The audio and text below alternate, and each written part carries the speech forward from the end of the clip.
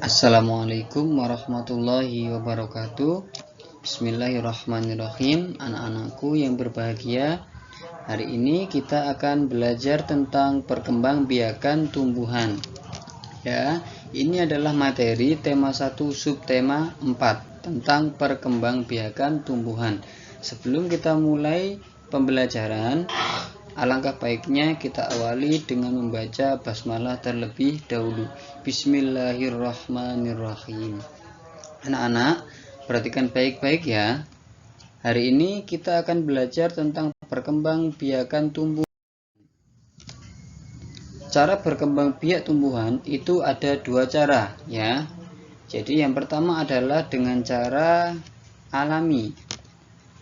Dengan cara alami itu ada beberapa macam, seperti dengan biji, dengan tunas, dengan umbi maupun dengan spora.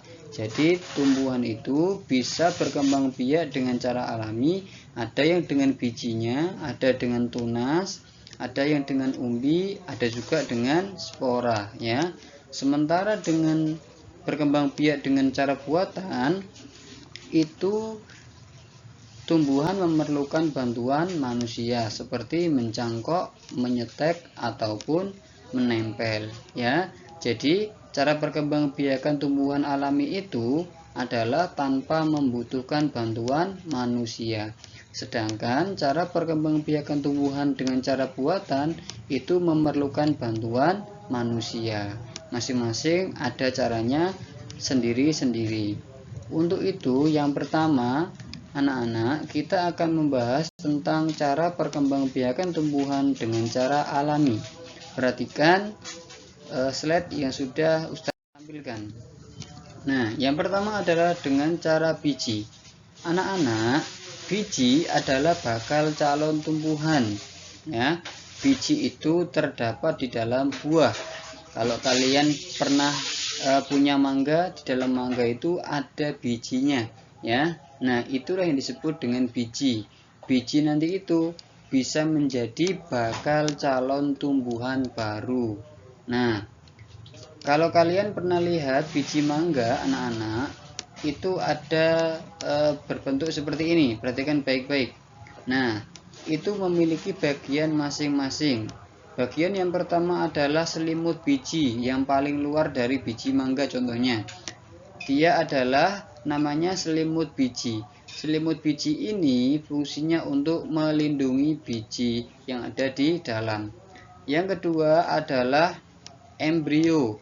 Embrio adalah calon tumbuhan baru yang terdapat di dalam biji. Sedangkan kotiledon adalah sumber makanan untuk calon tumbuhan baru. Nah, kalian kalau pengen tahu langsung bisa coba beli mangga, lalu kalian buka, dalamnya itu ada bijinya. Nah, di dalam mangga itu ada bijinya itu kalian teliti. Di situ ada 3 bagian ya. Ada selimut biji, ada embrio, dan juga ada kotiledon. Nah, berikut ini adalah contoh-contoh tumbuhan yang memiliki biji. Ada buah jeruk, ada juga buah mangga. Yang kedua, cara perkembangbiakan dengan tunas. Tunas adalah bagian tumbuhan yang baru tumbuh. Pada umumnya, tunas tumbuh di bagian pangkal batang tumbuhan.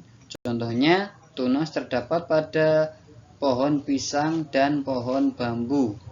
Tapi ada juga tunas yang tumbuh di tepi daun seperti cocor bebek. Jadi pisang dan bambu itu tunas yang tumbuhnya di pangkal batang tumbuhan.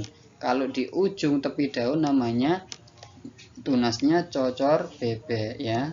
Tunas pada cocor bebek itu tumbuhnya di tepi daun. Perhatikan baik-baik gambar pohon pisang ini. Yang disebut tunas adalah yang ini anak, pangkal batang tumbuhan ya, yang menancap ke tanah ini namanya tunas ya. Sedangkan di gambar yang kedua ini adalah cocor bebek. Tunasnya ada di mana? Ada di ujung daun. Oke. Selanjutnya adalah dengan umbi. Nah, umbi adalah apa itu umbi? Umbi adalah akar atau pangkal batang yang menjadi besar dan juga nanti menjadi berisi. Perkembangbiakan dengan umbi ini ada tiga macam jenis, yaitu ada umbi akar, umbi batang, dan juga umbi lapis. Kita bahas yang pertama dulu, umbi akar. Umbi akar merupakan umbi yang terbentuk dari akar. Sedangkan umbi batang adalah merupakan umbi yang terbentuk dari batang. Sedangkan umbi lapis adalah merupakan sejenis umbi yang terbentuk dari tumpukan atau pangkal daun yang tersusun rapat. Contohnya, perhatikan baik-baik, umbi lapis adalah bawang merah, bawang putih, dan juga bombay. Kalau kalian pernah punya bawang merah, kalian cek di dapur, kalian buka, di situ ada selaput-selaputnya ya. Ya, ada daun-daun yang begitu banyak sampai dia nanti ke pangkalnya, paham ya? Nah, kalau bawang merah, bawang putih sama. Jadi dia dari tumpukan atau pangkal daun yang tersusun rapat. Kalau umbi batang, contohnya adalah kentang, talas, bunga bakung, dan bunga tulip. Nah, sedangkan umbi akar contohnya adalah wortel, ya, lalu singkong. Singkong itu awalnya akarnya dulu kecil, nanti kalau dia sudah besar maka dia berisi ya, menjadi besar dan berisi. Nah, ketela pohon, kunyit maupun jahe itu contohnya berkembang biak dengan cara umbi. Nah, selanjutnya adalah berkembang biak dengan menggunakan spora. Apa itu spora? Spora adalah alat perkembangbiakan yang terdiri atas satu atau beberapa sel. Nah, ukuran spora ini sangat halus sehingga mudah menyebar jika terbawa oleh angin atau air, atau bisa juga terbawa oleh hewan. Contoh tumbuhan yang berkembang biak dengan spora apa saja, yaitu jenis tanaman paku-pakuan, lumut, dan juga jamur. Supaya kalian ingin tahu apa itu spora, kalian bisa lihat pada gambar berikut ini. Jadi dia bentuknya sangat kecil dan dia bisa terbang kalau dia terbawa oleh angin atau air ya, seperti itu. Yang kedua, pada kesempatan ini kita akan membahas tentang cara berkembang biak tumbuhan dengan cara buatan. Kalau tadi, kalau alami itu tanpa bantuan manusia.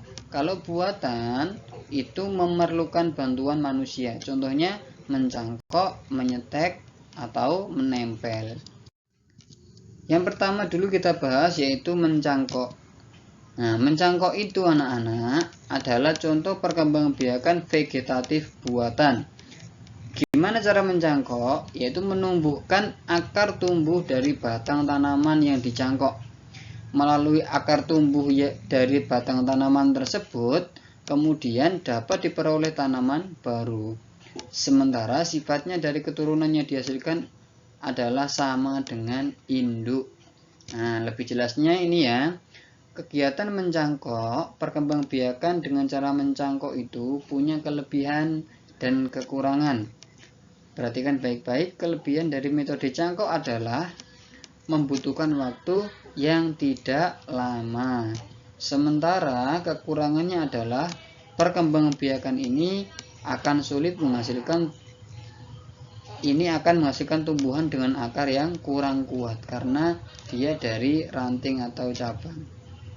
Berikut ini contoh-contoh tumbuhan yang dapat berkembang biak dengan cangkok, yaitu mangga, jambu air, maupun rambutan. Itu 3 contoh tumbuhan yang dapat kita perkembangbiakkan dengan cara dicangkok. Lalu bagaimana cara mencangkok? Perhatikan baik-baik. Cangkok itu adalah cara memperbanyak tumbuhan yang dilakukan dengan melukai bagian batang. Maksudnya melukai adalah jadi batang yang sudah besar itu batang cabang tumbuhan yang sudah kuat ini kita sayat seukuran 3-5 cm ya kan. Kita sayat bagian batang tumbuhan tersebut Setelah kita sayat, kita buka kulitnya, kita kelihatan dagingnya ini, kelihatan inti batangnya itu, maka kita tutup atau kita bungkus dengan tanah dan dibungkus dengan plastik atau sabut kelapa biar rapat, dan juga kita siram ya, kita siram, kita kasih air. Kalau sudah rapat kita kasih air, maka nanti dia lama-lama tumbuh akar dari batang yang kita sayat tadi. Nah, ya kan? Ketika dia sudah tumbuh akar, bagian tersebut yang tumbuh akar tadi bisa kita potong ya, lalu kita tanam. Jadi ini awalnya cabang pohonnya itu masih utuh, kita sayat sedemikian rupa, lalu kita bersihkan sampai kelihatan ini loh, apa, daging pohonnya ini, lalu kita bungkus ya kan, kita bungkus, dalamnya dikasih tanah ya, kita siram air. Setelah dia tumbuh akar nanti kita tanam. Itu namanya cara mencangkok ya. Selanjutnya menyetek. Setek adalah cara memperbanyak tumbuhan dengan cara memotong bagian tumbuhan. Jadi menyetek itu memotong bagian tumbuhan. Nah, tumbuhan yang sudah kita potong tadi lalu kita tancapkan ke tanah. Nah, tumbuhan yang sudah kita tancapkan ke tanah tadi dia akan tumbuh menjadi tumbuhan atau tanaman baru. Perhatikan contoh berikut. Ini adalah gambar tumbuhan ketela ya. Kalau kita potong-potong batangnya itu lalu kita tancapkan ke tanah ya kan, maka dia akan tumbuh berakar dan menjadi tumbuhan besar ya. Nah, cara menghasilkan individu baru melalui stek berasal dari akar tumbuh dari batang yang ditanam. Jadi dia bukan seperti cangkok ya. Kalau cangkok kan disayat, tapi kalau ini langsung dipotong pada bagian batangnya, lalu kita tancapkan, lalu dia nanti tumbuh akarnya. Metode dengan cara menyetek ini punya kelebihan dan juga kekurangan. Apa kelebihannya? Kelebihannya adalah pertumbuhan dan pembungaannya bisa menjadi lebih cepat. Sementara kelemahannya adalah tanaman yang kita stek tidak dapat dilakukan pada tanaman besar. Tidak mungkin kita menyetek tanaman sebesar pohon mangga, nggak bisa ya, terlalu besar pohonnya. Biasanya cara perkembangbiakan ini digunakan untuk tanaman bunga dan juga singkong. Kalau kalian penasaran pengen tahu, coba di rumah kalian kalau ada kebunnya carilah pohon singkong, lalu kalian coba lakukan cara seperti yang sudah Ustadz jelaskan tadi. Nanti pasti bisa tumbuh tanaman baru ketela dengan cara menyetek. Lalu cara yang keempat adalah menempel. Okulasi, menempel itu disebut juga dengan okulasi ya nak ya, adalah cara menghasilkan tanaman baru dengan menempelkan tunas muda pada ranting atau batang tanaman induk. Tujuannya menggabungkan dua sifat tanaman yang berbeda dari dua jenis tanaman, sehingga akan mendapatkan tanaman yang sifatnya lebih baik dari induknya. Perhatikan baik-baik, inilah contoh okulasi. Ada pohon yang sudah besar, kita sayat, lalu kita tempelkan tanaman lain, lalu kita tali di situ, nanti dia akan tumbuh ya, tumbuhnya itu bisa lebih baik dari sifat induknya. Ini namanya dengan metode menempel atau okulasi. Ini ya. Jadi ini adalah contoh dengan metode menempel atau okulasi. Sekarang anak-anak, materi selanjutnya adalah bunga nasional Indonesia. Perlunya kita mengenal bunga nasional setiap negara. Perhatikan baik-baik. Beberapa negara memiliki bunga nasional. Bunga nasional adalah bunga yang dapat mewakili karakteristik atau ciri-ciri sebuah bangsa dan negara. Contohnya, bunga tulip dikenal sebagai bunga dari negara Belanda. Bagaimana dengan Indonesia? Apakah Indonesia juga memiliki bunga khusus? Nah, bunga bangsa tersendiri, kira-kira punya nggak Indonesia? Ya, Indonesia punya 3 bunga nasional, yaitu yang pertama adalah bunga melati putih. Ya, kalian bisa lihat ya, bunga melati. Kalian sering melihatnya ini di sekitar kalian. Ada juga bunga anggrek bulan dan bunga Rafflesia arnoldi. Nah, bunga-bunga ini memiliki sebutan lain ya, yang menggambarkan karakteristik sebuah bangsa dan negara, terutama negara kita. Contohnya, bunga melati putih disebut dengan puspa bangsa. Nah, bunga anggrek bulan disebut dengan puspa pesona. Sementara bunga Rafflesia arnoldi disebut dengan puspa langka. Itulah bunga nasional dari negara Indonesia. Berikut ini gambar atau contoh bunga melati yang ada di sekitar kita. Nah, bunga melati putih atau puspa bangsa, anggrek bulan, dan juga bunga Rafflesia arnoldi atau bunga bangkai. Kalau bunga bangkai ini kita jarang melihatnya ya sekarang ya.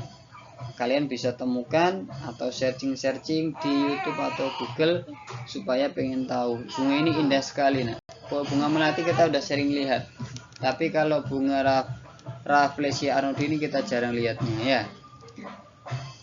Selanjutnya anak-anak, bagian-bagian bunga. Tadi kita sudah mengenal nama-nama bunga ya, bunga bangsa dari beberapa negara, terutama negara kita. Kali ini kita mengenal tentang bagian-bagian bunga. Ada apa saja pada bagian bunga? Yang pertama, ditunjuk nomor 1 adalah kepala putik ya. Nomor 1 ini disebut sebagai kepala putik. Yang nomor 2 adalah kepala sari. Nah, lalu yang ketiga adalah benang sari. Ini ya, yang ketiga benang sari. Sesuai dengan nomor urutnya. Nomor 4 ada mahkota bunga. Lalu nomor 5 ada kelopak bunga. Nomor 6 ada bakal biji. Nomor 7 ini adalah tangkai bunga. Nomor 8 adalah dasar bunga. Nomor 9 adalah daun tangkai ya. Dan nomor 10 adalah tangkai putih. Itulah 10 bagian-bagian bunga sesuai dengan yang ditunjuk oleh gambar. Sekarang anak-anak, materi selanjutnya adalah cara membuat kalimat yang baik. Cara membuat kalimat yang baik. Perhatikan baik-baik. Kalimat yang baik itu minimal harus terdiri dari 2 struktur kalimat, yaitu ada subjek atau pelakunya dan juga ada predikat, ada kata kerjanya. Contohnya adalah paman sedang menanam. Kalimat berikut yang dibaca sama Ustadz ini adalah contoh kalimat yang mengandung subjek dan predikat. Nah, kata paman sedang menanam, paman itu menunjukkan subjek, pelakunya adalah paman. Sedangkan sedang menanam adalah predikat atau kata kerja. Nah, sedangkan untuk membuat kalimat yang baik dan sempurna agar dapat dipahami, maknanya harus terdiri dari 4 struktur. Apa saja? Yaitu ada subjek, ada predikat, ada objek, ada keterangan. Subjek itu adalah pelaku, siapa yang melakukan kegiatan tersebut. Predikat itu adalah kata kerja, apa yang dilakukan. Objek adalah yang dikenai pekerjaan atau sasarannya siapa, dan keterangan kapan, tempat, atau waktu terjadinya. Itu adalah syarat supaya kalimat itu dapat dipahami maksudnya dengan sempurna ya. Jadi harus ada 4 unsur, ada subjek, predikat, objek, dan keterangan. Sekarang contohnya adalah berikut. Paman sedang menanam padi di sawah. Perhatikan baik-baik. yang Ustadz lingkari. Paman itu mengandung subjek, pelakunya adalah paman. Sedang menanam itu adalah predikat. Ya. Jadi kata kerja yang dilakukan oleh paman adalah menanam. Padi adalah objek. Sasarannya adalah padi. Sementara di sawah, kata di sawah ini adalah menunjukkan keterangan tempat. Jadi itu ya nak ya. Ada syarat-syarat supaya kalimat itu bisa kita bisa kita lengkapi agar mudah dipahami maknanya. Mungkin cukup sekian dari Pak Sul untuk materinya hari ini. Semoga materinya bermanfaat ya. Terima kasih. Mohon maaf jika ada salah, jika ada yang kurang nanti bisa ditanyakan di WhatsApp langsung ke Pak Sul ya. Jangan lupa tetap semangat belajar dan selalu sholat 5 waktu. Cukup sekian dari Ustadz. Assalamualaikum warahmatullahi wabarakatuh.